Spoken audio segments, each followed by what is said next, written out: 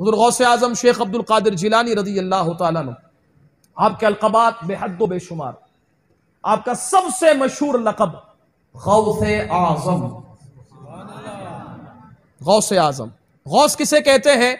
غوث کے معنی ہے مدد کرنے والا، فریاد رس، یہ غوث کے معنی ہے۔ اور صوفیہ فرماتے ہیں غوث اس انسان کو کہتے ہیں کہ جیسے ہی وہ ہاتھ اٹھائے نا، جو مانگے رب عطا فرما دے۔ اور فرمایا غوث اسے کہتے ہیں کہ ساری انسانیت پریشانی کے عالم میں، اضطرار کے عالم میں اس غوث کے پاس جائے، اور غوث جس بات پر قسم کھا لے رب تعالیٰ ایسا ہی فرما دے۔ ہمیں غوث اسے کہتے ہیں، اور ہمارے غوث صرف غوث نہیں، غوث اعظم ہے۔ کیا ترجمہ یہ بنے گا، مدد کرنے والے سارے ہیں، لیکن جو سب سے بڑا ہے وہ شیخ عبد القادر جیلانی ہے۔ اب یہاں پر بھی کچھ لوگوں کو بڑی پریشانی ہو جاتی ہے، ایاک نعبد و ایاک نستعین، ہم اللہ کی عبادت کرتے ہیں، ہم اللہ سے مدد مانگتے ہیں۔ نہ کسی اور سے مدد مانگو گے شرک ہو جائے گا، غیر اللہ سے مدد مانگنا شرک۔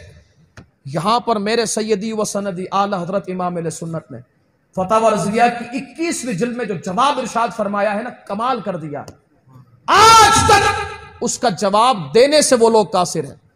آپ نے فرمایا بتاؤ کیا غیر خدا صرف نبی اور ولی ہے، باقی سارے خدا میں شامل ہو گئے؟ الیاذ باللہ۔ کہ کیسے؟ کہ دیکھو رب فرماتا ہے وَتَعِينُوا بِالصَّبْرِ وَالصَّلَاةِ، صبر اور نماز سے مدد چاہو۔ فرمایا بتاؤ صبر خدا ہے یا نماز خدا ہے؟ رب تو فرما رہا ہے مدد چاہو۔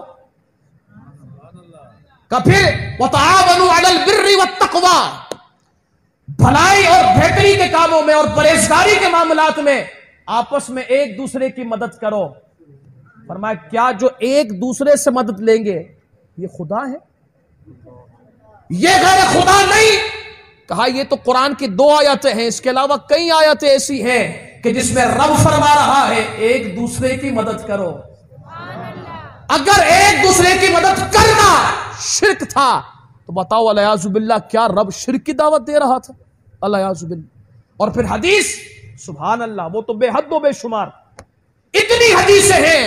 کسی میں حضور نے فرمایا صبح کی نماز سے مدد چاہو، شام کی نماز سے مدد چاہو، استغفار سے مدد چاہو، اتنی مددیں چاہنا، بتاؤ یہ خدا سے ہو رہی ہے یا غیر خدا سے؟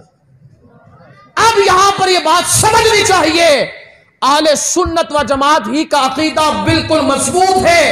ہم یہ کہتے ہیں حقیقی مدد رب ہی کرتا ہے، لیکن وسیلے کے ذریعے کرتا ہے، اور وسیلہ کبھی نبی بنتے ہیں، کبھی صحابہ اور اہل بیت بنتے ہیں، کبھی علی بنتے ہیں، کبھی غوث جلی بنتے ہیں، کبھی غریب نواز بنتے ہیں، کبھی ہمارے داتا بنتے ہیں۔ چلیں آپ کے ذوق کے لیے ایک بات میں کر دوں تاکہ آپ کے چہرے پر جو مسکراہٹ ہے اس مزید اضافہ ہو جائے۔ ایک شخص انہی میں سے کسی گاؤں میں تقریر کے لیے گیا، اور آپ جانتے ہیں گاؤں میں جو لوگ ہیں نا وہ عمومی طور پر ہوتے سنی ہیں، اگرچہ ہوا کسی اور کی لگ گئی ہو لیکن ہوتے عمومی سنی ہے وہ۔ اب گاؤں میں گیا تقریر کرنے کے لیے، غلطی سے وہ آ گیا، اب ساری رات تقریر کی، مدد صرف اللہ سے، مدد صرف اللہ سے، باقی شرک، روزی دینے والا رب، باقی شرک۔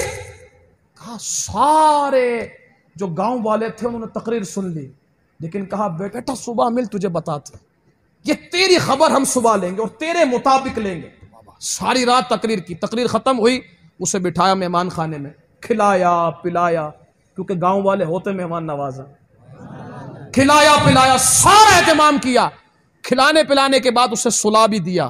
فجر کی نماز ہوئی، فجر میں اٹھا، نماز پڑھی، نماز پڑھ کر وہ جانے لگا نا، اس نے کہا حضور اجازت اجازت؟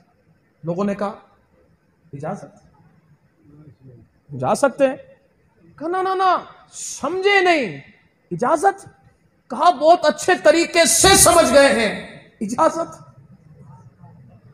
کہا نا نا نا نا سمجھے نہیں، اجازت؟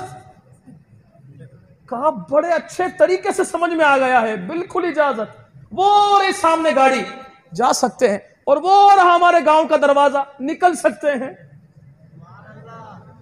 اس نے کہا نا نا نا نا دیکھیں نا حضرات، ہم سفر کر کے آئے ہیں، سواری کا خرچہ ہے، اتنی دور سے آئے، کچھ تو دے دیں۔ اب گاؤں والوں نے کمال کر دیا، توجہ چاہوں گا، گاؤں والوں نے کہا حضرت جی رات آپ کی تقریر سن لی ہے، سمجھ لی ہے، اور پکے توحیدی بن گئے ہیں، کام سمجھ گئے ہیں، روزی رب دیتا ہے، کسی سے نہیں مانگنا چاہیے، شرک۔ اس نے کہا نا نا نا تم سمجھے نہیں، میں کہہ رہا تھا روزی رب دیتا ہے لیکن دلوائے گا تم ہی سے۔ اب وہاں بچہ بیٹھا تھا، اس نے اٹھ کر کہا او مولوی ہم بھی تو یہ کہتے ہیں مدد رب کرتا ہے، لیکن کبھی نبی کے ذریعے، کبھی علی کے ذریعے، کبھی غوث اعظم کے ذریعے۔